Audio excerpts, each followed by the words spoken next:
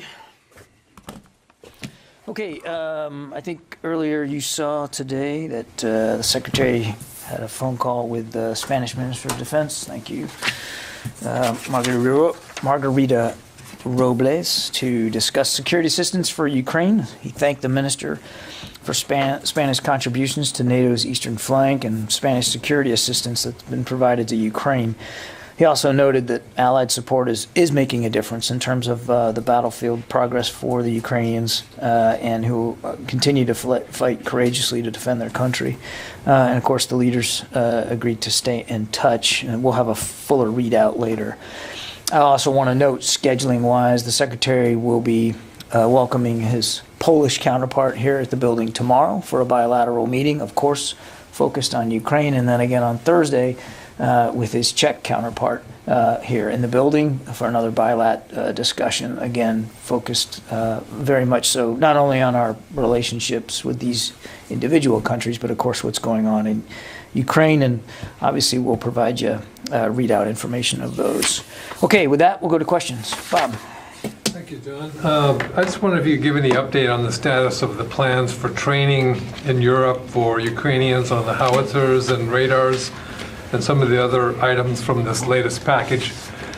And also, I know you're just getting started on that latest package, but is there room, in Secretary Austin's mind, is there room to expand even further the kinds of assistance that can be given to Ukraine that would be suitable for this new offensive that the Russians are conducting in the Donbass? So a couple of thoughts there. I don't have any updates for you on the training, on the Howitzer training. There is a plan in place, and we're beginning to execute that plan to get that training done. Again, it will be for a fairly limited amount of Ukrainian trainers that will then go in and train their colleagues. It'll be outside the country, but right now we're just not in a position where we can sort of detail a lot of this. But the plan's in place, and we expect to be able to get that training accomplished very, very soon, in a matter of days. And again, I think we'll be able to have more to talk about a little bit later in the week on that. And as for what's in the drawdown package, I think you saw we detailed all the items that are going into that, and we're focused right now on sourcing those items. On the Howitzers specifically, I think that you'll see them move very, very soon. I don't have any shipments to speak to today, but I think you'll see them move very, very soon, as well as the ammunition that goes with them. And as I think I said yesterday, we've definitely sourced the 18. We know where they're coming from. It's really just a matter now of getting them packaged up and getting them on the way. They'll be coming from the United States, and again, I think it's really very, very soon, matter of days here. Same for the ammunition. We believe we'll be able to pull virtually all of that out of pre-positioned stocks that are already in Europe. So it won't take very long to get the artillery rounds where they need to go. And as for the other systems, I don't have any specific training scenarios to speak to with respect to the two portable radar systems that we are providing Ukraine. Again, we don't believe that in those cases that there's going to be anywhere near an onerous training process for that. These are counter-artillery radar and a portable air defense radar system, the Sentinel, which you tow behind a vehicle. It's not equipment that the Ukrainians intrinsically know how to use, but we don't believe it's going to take very long to get them the proper familiarization. I just don't have any plans on that to talk about. My other question was about whether you're considering a wider array of weaponry or other kinds of support beyond this. For this package that we're working on now, we're working on the systems we already announced that are part of that. And to answer your question, they are exactly the kinds of systems the Ukrainians have been asking for, and they are tailored and designed, the things that we're giving them, tailored and designed for the fight that we know they're in now in the Donbass and will be in coming days and weeks. So, I mean, artillery, the radar systems, the coastal defense unmanned systems that we're talking about, as well as, again, continued deliveries of small arms and ammunition. Which I know doesn't get the attention of everybody, but it is still a vital contribution in terms of the security assistance packages we've been providing. Since the invasion, we have helped deliver, not just from our stocks, but from stocks of other nations, more than 50 million rounds of small arms ammunition of various calibers. 50 million. And that's the kind of stuff that the Ukrainians are literally using every single day since this invasion began. So all of that will also be factored into this package going forward. One last thing. So what I was trying to get at was the Ukrainians are also asking for other things beyond that. I mean, they're talking about tanks, aircraft, and I know you've talked about this before, but are you reconsidering any of those sort of things? It's not about reconsidering, Bob. I mean, they have received tanks from other nations. I mean, the kinds of tanks that they know how to use are not the tanks that we have in our inventory, but other nations have provided some tanks. Some nations have provided spare parts so that they can get their inoperable tanks operable again. And I would say the same on aircraft. I mean, they have received support on to get some of their fixed wing aircraft, more operable again. And look, the proof's in the pudding there. I mean, they right now have available to them more fixed wing fighter aircraft than they did 2 weeks ago. And that's not by accident. That's because other nations who have experience with those kinds of aircraft have been able to help them get more aircraft up and running. So the short answer to, I guess, the question that I 3 times failed to answer, but the short answer is yes, we're working with the Ukrainians every day on helping them with those other systems. And if it's a system that we can procure for them or get to them, we're doing that. And certainly if it's one that we can pull down from our own stocks, that's largely what drawdown authority is all about. But in the case where it's not that, we are working with allies and partners who do have access to whether it's spare parts or whole systems to be able to get that into Ukraine for their use. Thank you. Yeah, Carla. Oh, thank you. First of all, if the U.S. were to designate Russia as a state sponsor of terrorism, how would that affect the Pentagon's communications with the Russian military? Like, would there still be a line of communication available? Can you go into that? I know that the U.S. has not yet designated it, but if so they I'm wondering did, why the question? Because there's not an active discussion about doing that. there isn't. I thought that the U.S. was taking a look at it. I know of nothing out of the DoD that says we're talking about doing that. Oh, the State Department had said. Well, I can't speak for the State Department, but I don't know of any effort here at DoD to do that, or what that effect that might have. I'm not going to speculate. Okay, and then if you would, can you give us an update on the Pentagon's assistance on collecting evidence for war crime accusations? How's that going? We are part of a larger interagency effort that is helping to provide documentation and evidence to support what we have long believed are credible claims of war crimes by Russian forces. But it's not just the DoD, the whole administration, at least the agencies that have the wherewithal to provide evidence, whether that's imagery or other data that can help support war crimes investigations. We're contributing to that. Yeah.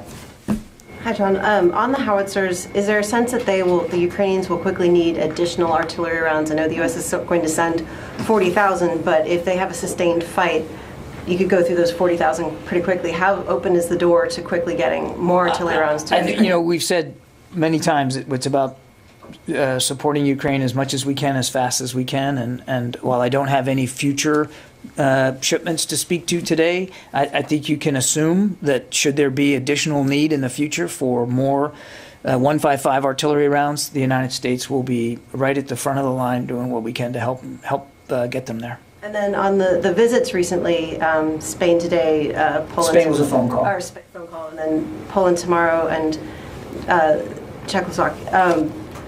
How much of the conversation now is about the future and maybe having an increased U.S. troop presence in Europe because of the threat, or is it very much still presently focused on Ukraine? Yeah, I think these discussions that the Secretary's having, and we've read them all out to you, you can see how much and how deeply he's engaged with bilateral conversations with a whole range of allies and partners, is focused on Ukraine and what's going on right now, and what we can all do as allies and partners to help support Ukraine's critical defense needs. That's the focus right now. They're not having deep discussions about long-term European footprint and what that would look like. We are having initial discussions here in the building about long-term posture. It would be foolish for us not to, given that we know the security environment in Europe has changed. But in terms of detailed negotiations with other countries about where that footprint might be rotational versus permanent, or what the size might be, we're just not there yet. Are they bringing up any requests? Are they broaching the topic at all with the Secretary? I won't get into more detail in these conversations and what we're putting out in the readouts, but I don't want to leave you with the notion that deep negotiations and discussions about footprint is a predominant part of these discussions. Does it come up coincidentally sometimes when he's talking? Depends on the nation and their willingness to host U.S. forces. Sure, it does, but it's not. They're not diving deep into that and looking at the map and deciding where we're going to put troops and how long they're going to stay. That's just not part of the conversation right now. Some of the original units that were deployed in February, March to respond to Ukraine have been extended. Is the conversation now about extending those further, or maybe rotating in a new group of troops? And would that be more from active duty, or are you thinking about calling up reservists, National Guardsmen to fill that? I don't know of plans to call up reservists or National Guard for these sorts of commitments. I don't have any additional decisions to talk to today in terms of extensions or redeployments. It is something that the Secretary routinely revisits with General Walters. There's been obviously, a decision to not terminate deployments in the case of the 82nd, in the case of the Harry S. Truman. If and when we have overt decision-making to speak to, we'll certainly do that. But there's been no change in that rotational footprint right now. Yeah, Barb. A senior defense official earlier this morning talked about the notion that the department did not see anything imminent, I think that was the official's words, in terms of concerns about Russia's nuclear weapons. Could you clarify a little bit more what this official was talking about? In other words, do you still have any concerns about Putin's threats about nuclear weapons, or is it off the table? And in your mind, in the department's mind, is the Secretary continuing to get briefed on the status of Russia's nuclear weapons? How much of a focus is this for him as he continues to get briefings overall on the situation? The Secretary's routinely kept abreast of threats in the nuclear realm, and that includes a regular interchange with the U.S. Strategic Command Commander, Admiral Richard.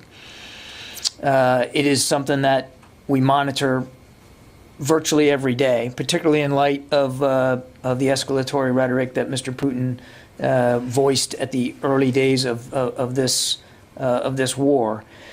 I would just tell you, without getting into too much classified information, that, again, we monitor this every day. We have seen no reason to change our strategic deterrent posture, and we're comfortable, remain comfortable that we have the ability, if required, to defend the homeland, our allies and our partners, with the current strategic deterrent posture that we have in place. But it is not something that we ever take for granted. Even before Mr. Putin decided to invade Ukraine, it's the kind of thing that we're constantly monitoring. I mean, that is it's a. You say that the Secretary's monitoring of the Russia situation has perhaps, I don't know, stepped up, increased since the invasion and Putin's rhetoric? I think clearly we took note of what Mr. Putin said in the early days of this invasion. I think it's also important to add that there hasn't been a lot more of that rhetoric following that initial salvo in the early days. But yes, look, in light of what's going on in Ukraine, and certainly in light of the early rhetoric, we are actively monitoring every single day. And even today, the Secretary remains comfortable that we have an appropriate strategic deterrent posture in place, and there's no need to make any changes to it. Quick follow-up up on a different subject, going back to Bob's very first question, I think. You said that you have a training plan for the artillery and that you were beginning to execute it. So can we conclude from that that training has begun? No, you cannot, Why not? because it hasn't. Training has not begun? No. Okay, thank you. But I think we'll be making progress here in very short order. Tom? Thanks, John. Good afternoon. 2 questions, please. On the unmanned coastal defense weapons that are being sent over, without getting into any security details, are there mechanisms to prevent them from, if they're captured by the Russians being able to reverse engineer them? That's my first question. I don't even know how I could answer that question. I mean, we're going to give these capabilities to the Ukrainians so that they can use them to help defend their coasts. That's our focus. That's our attention right now. I'm not going to talk about a hypothetical capture by the Russians and what that would do or what that would mean. Okay. Well, it might be something that happens as hypothetical in wartime. You plan, but I know, Tom, but we could hypothesize all day about things that haven't happened and might happen, and I just don't want to. I don't think that's a good use of our time. Okay, how about this one? My second question. In the inventory that we're sending over, how many systems like the Howitzers or artillery are close enough for the Ukrainians to train on? And how many things do we have, like you just mentioned, like the tanks? Our tanks are not even near what they can do. Would you say most of the stuff we send over, the Ukrainians can use without training, or how limited? Yes. Yeah, okay. Yeah, I mean, and that's been the case over now more than $3 billion worth of material and assistance. The vast majority has required no additional training by the Ukrainians. I mean, let's just take a look here, right? We did a little bit of training on the Switchblade because that's not a UAV they know how to use. It's also not a very difficult one to use. We're going to get some training for a small number of Ukrainians on the Howitzers and the 155 artillery because they don't use that caliber and they don't have in their stocks American howitzers. But as I said the other day, artillery pieces are not all that radically different from one another, and we don't think it's going to take very long for them to go through the training on that. We're looking at to the degree to which we need to familiarize them with these radar systems, these portable radar systems that we're going to flow over. We don't have all that nailed down yet, but we're looking at that. We also don't think that's going to require a whole heck of a lot of time. And we have already done some training with the Ukrainians that were here in the States before, who got the Switchblade training, also got training on these coastal defense systems. So they are ready to receive those. We're doing the best we can to focus on, A, the kinds of capabilities we know they need and that they say they want and are using. B, secondary to that, to try to get them systems that they don't need a lot of startup time for, that they can put in the field almost immediately. And short of that, where we can't meet one or two, to be able to provide some level of familiarization and or training as required. But as I've said many times, we know that the time is not our friend, and the clock is a bit of an enemy here too. So I think we can be forgiven for wanting to make sure that we get stuff to them that they can use quickly and effectively in the field. And if there is a training component, that it can be as short as possible, so that they are not distracted by the fight they're in terms of training and education. Yeah. In the back. Oh, thank you, John. In Ukraine, everyone's thoughts are about the situation in Mariupol, on Azovstal plant right now, and about Ukrainian military and possibly civilians blocked there. So could you share your understanding of the situation there? And secondly, what's your assessment about the strategy Russia might use there? You're talking about Mariupol? Yes, sir. Look, as you know, I'm careful not to detail battlefield tactics here because we're not on the ground. And so our visibility is, quite frankly, somewhat limited. Our assessment is that Mariupol still remains contested, that the Russians have not taken it, that the Ukrainians are still fighting for it, that there has been a lot of devastation in Mariupol caused by the airstrikes and the artillery strikes that the Russians continue to rain down on the city. The Ukrainians obviously want to keep Mariupol, and for good reason. It's their city, and they're fighting bravely for it. I'm not going to speculate about how much longer it will hold out, and frankly, we're not willing to accept what some critics say is the inevitability of it falling. They didn't take Kyiv either. They didn't take Chernihiv. And the Ukrainians continue to fight over Mariupol. Now, look, why the Russians want it, again, I'm not inside the strategist heads there in Moscow. But if you just look at geography, you can see the importance of Mariupol to what you Russians themselves have said is a goal, which is a land bridge to Crimea, from the Donbass down to Crimea, as well as the ability to close off, to pinch off Ukrainian forces in the Donbass. They've already said they're going to focus their efforts on the Donbass specifically. This is an area of the country that they have been fighting over for 8 years, and the Russians have said themselves they're going to prioritize that. If that is your geographic goal, then there is a logic that follows that Mariupol could be important to that because it lies at the southern end of that part of Ukraine. Okay? David? Just before we came in here, the wires were moving the stories that the president had just told reporters he was going to be sending more artillery. So I want to give you a chance to tell us more about that, but I also want to ask you, why is this being done in slices?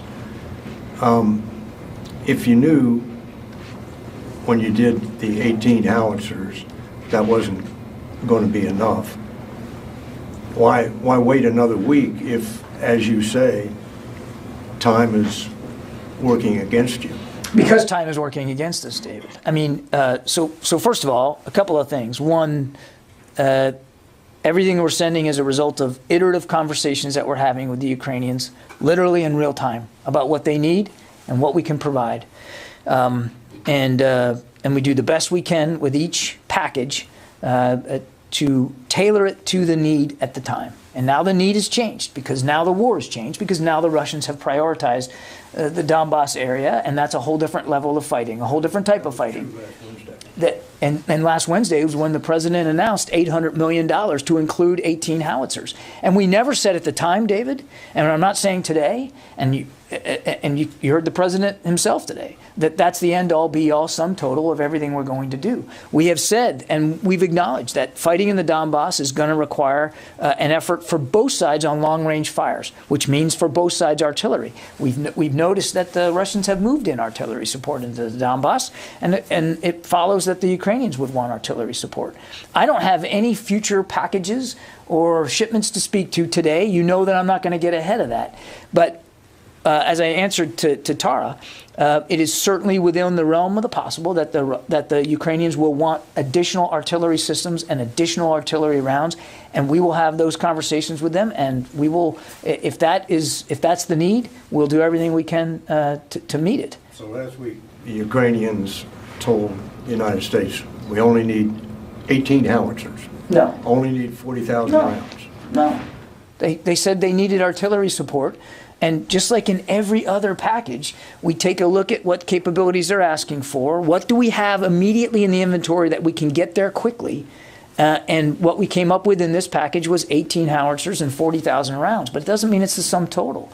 And to your question about why we're slicing this, I find that interesting because if we were to, let's just say that we followed the alternative logic, and at the very beginning of the invasion, we just said, here's everything in the shoebox, let's just send it over there. Well, what if everything in the shoebox doesn't fit the fight that they're in? So you tailor each package based on the fight that they're in and what's going on at the time. You also have to tailor your packages, David, on what they can absorb on their end.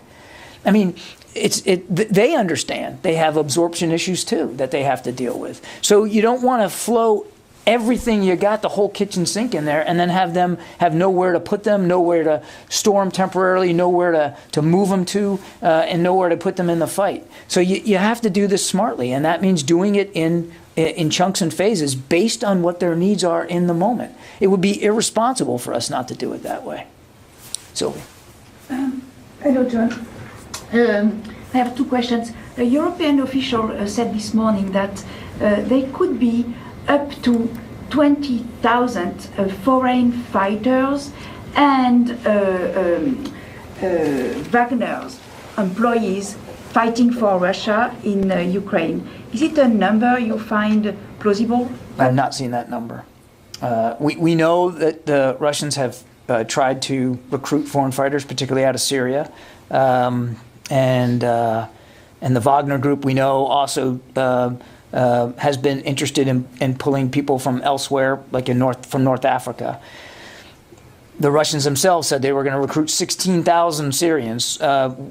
We don't know whether they actually achieved that goal or how close they got to it, and how many foreign fighters there might be in Ukraine. We just don't have a good count. And you said earlier that the Ukrainians have now more fighter aircraft than they had 2 weeks ago. Can you give us more operable fighter aircraft than they had 2 weeks ago? So can you give us an idea of did they receive more, and an idea of how many dozens? I would just say, without getting into what other nations are providing, that they have received additional platforms and parts to be able to increase their fleet size, their aircraft fleet size. I think I'd leave it at that. Platforms and parts. What is a platform? Platform is an airplane in this case.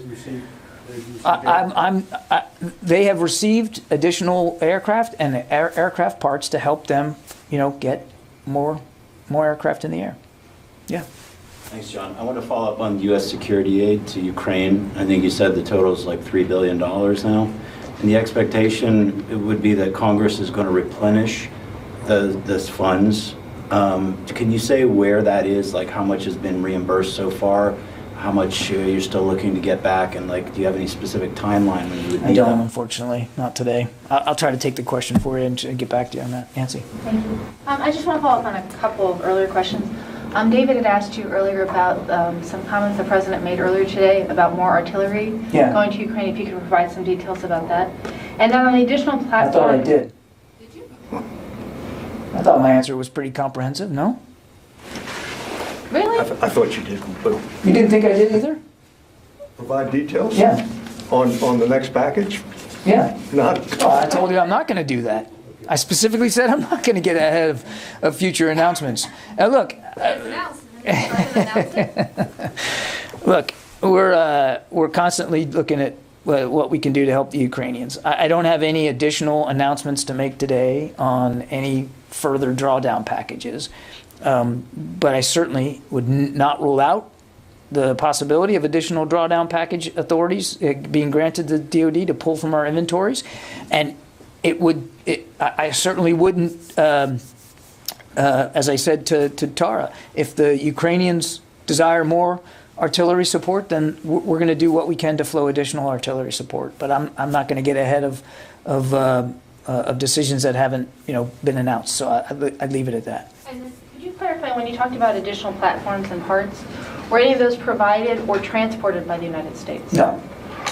I mean, I would say we certainly have helped with the transshipment of some additional spare parts that have helped with their aircraft needs, but we have not transported whole aircraft. Yeah. Can you talk to us a little bit about any updates that you have visibility into the use of chemical or biological weapons in Ukraine? There have been some reports just recently, the last 2 days, about the use of sarin in Bilka, perhaps? Evidence on the ground of ampules and things like that? No. We don't have any indications that chemical or biological weapons have been used in Ukraine. And what's the state of the PPE that was being sent over to them, the personal protective equipment, to help them in case of any sort of attack? It's part of it. It's part of this $800 million package that we are still working on, guys. I mean, it only got announced on the 13th. The first shipment went in 2 days later. There are multiple shipments going. I'm not going to get into an inventory list on every given day of every article, but their personal protective equipment will be part of that $800 million. Thank you. Yeah. Let me get to the phones here. I haven't gotten anybody. Idris? Thanks, John. Over the past couple of days, Russia and their defense ministry has made a couple of statements about them targeting Western and U.S. weapons. Just wanted to check in. Have you seen any Western or U.S. weapons hit in Ukraine by Russia, or even targeted? I haven't seen we have no indications that any Western equipment or shipments have been hit or deterred by the Russians. The strikes in Lviv, again, we don't know exactly what the Russian targeting logic is here. We just can't get inside their heads on every airstrike that they're conducting. But it is possible that the strikes they conducted in Lviv were meant to try to affect inventory levels of material and weapons that the Ukrainians may have had. But I've got no confirmation to that. I can't say for sure that was what they were targeting, and we have no indication that any weapons or systems that we were sending in or other countries were sending in were hit or disrupted. Court. You actually kind of answered at the end there, but so you're saying that it's possible that the strikes in Lviv may have... It's possible that that's what they were trying to do, but it's an open question whether it was successful. We have no indication that there's been any impact. Is there any concern? I mean, it's pretty remarkable at this point that they haven't actually been able to stop or deter any of these weapon shipments that we've heard about, especially as they've been accelerating and there's, half dozen or whatever that are going in a day or more. Is there a concern that might be more of a goal for them in the days going forward? And is there anything that's being done to mitigate that? It has been a concern for us since the moment we started helping flow material into Ukraine. And that is why we don't talk about the routes. We don't talk even about the locations in the theater where the shipments are arriving. And it's why we're being very judicious about how material is getting into Ukraine, because it's been a concern since the very, very beginning. Yeah. Barb, did you have a question? Yes, thank you so much. I would like to go back to David's question.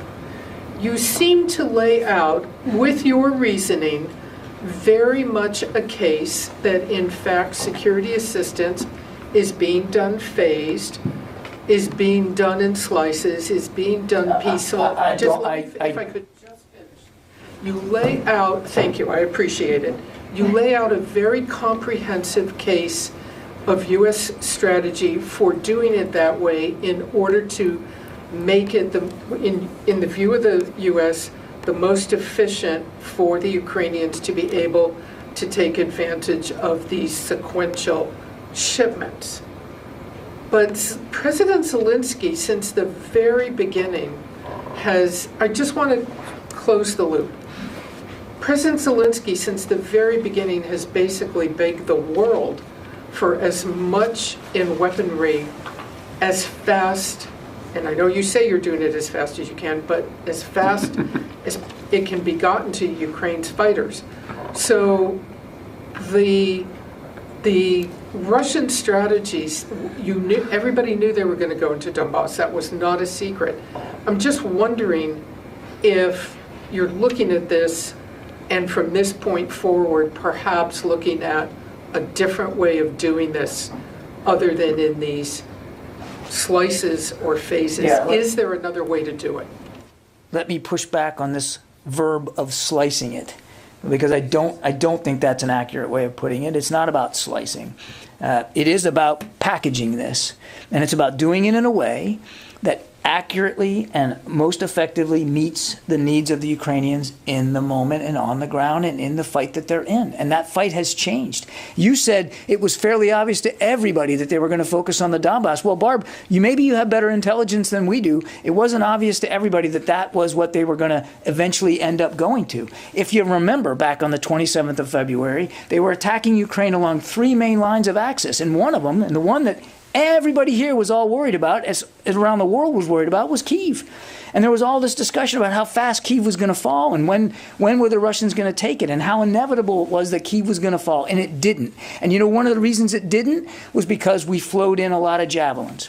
And other countries flowed in other capabilities to help them stop the Russian advance. They failed because they didn't properly plan for logistics and sustainment. They made mistakes of their own.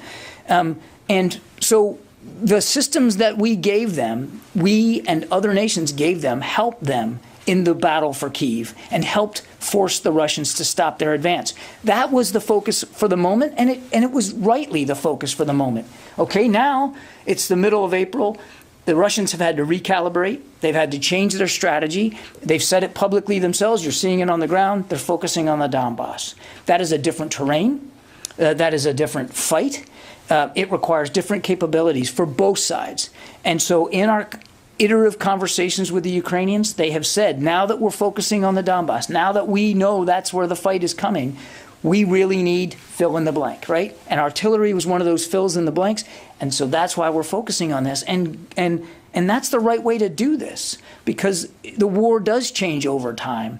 And it would be foolish for us to just throw the kitchen sink at them and then not have any flexibility as the war changes to make changes in the moment. Now, I understand President Zelensky wants as much as he can, as fast as he can, too. I mean, his country's under siege. It's under attack. I perfectly understand that.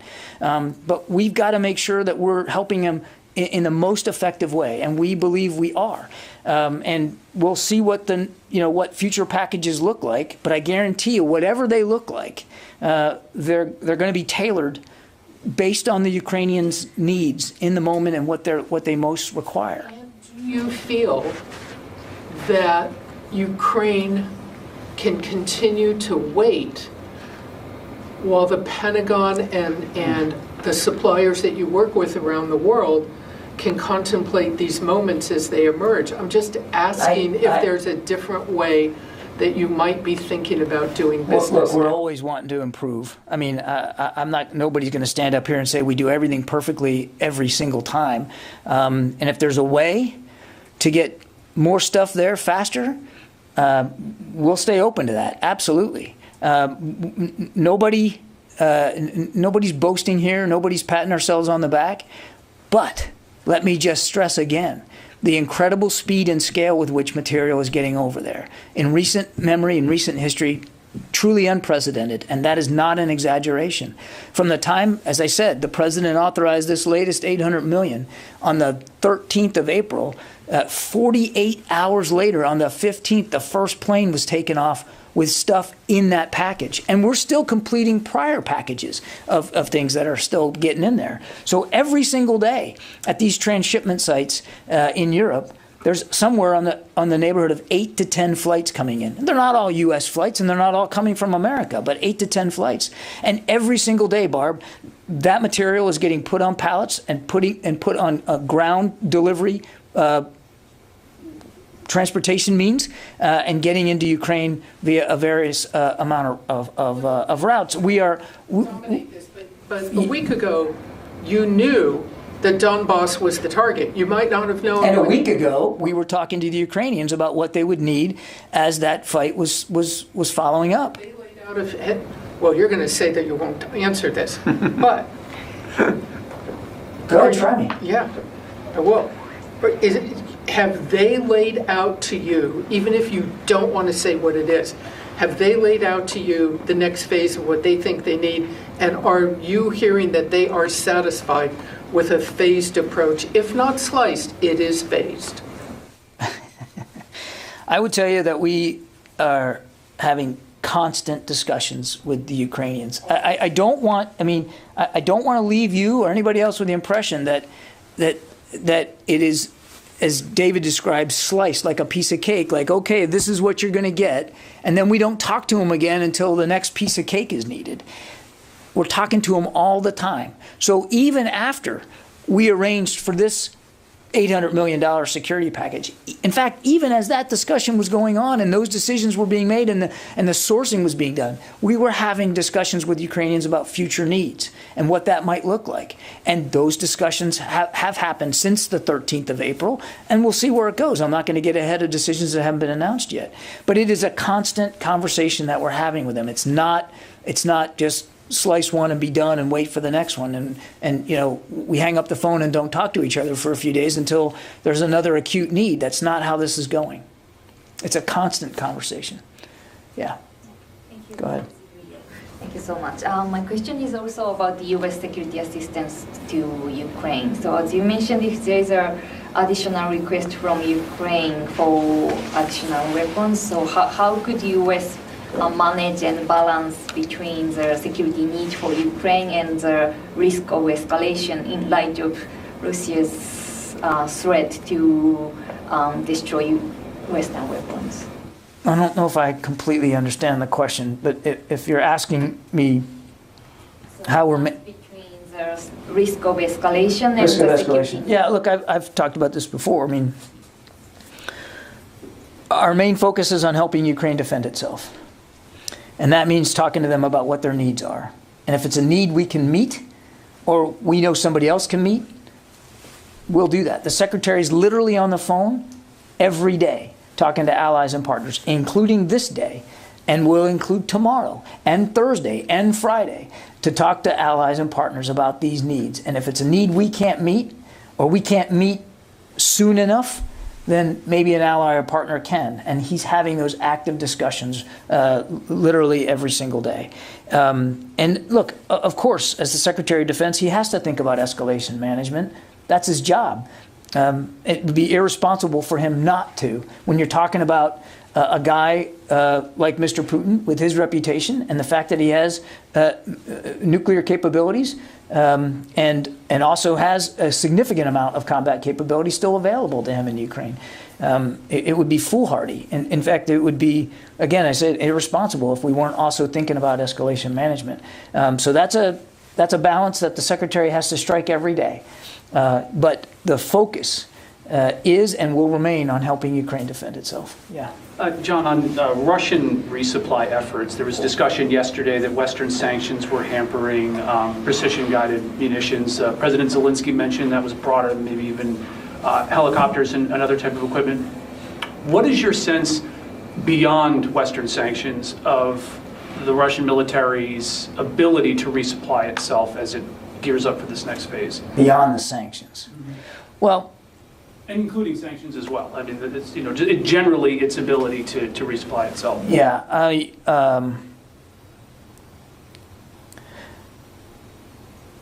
Mr. Putin still has a lot of his inventory available to him. Some of it's been depleted. Some of it's been destroyed. Some of it's been captured. But he still has a lot of combat capability available to him. And I think it's important for us to just remember that. I couldn't tell you, I don't know specifically what concerns they might have in Russia about supply chain issues and their own defense industrial base and how well it can replenish the inventory that he's gone through. But one would have to assume that they're thinking about that, because even though they have a lot left to them, they've gone through a lot. And it's our belief that some of the sanctions levied against Russia will have a downstream effect on their ability to procure certain items and components to help them with their inventory and their stocks. Precision-guided munitions is a good example of that.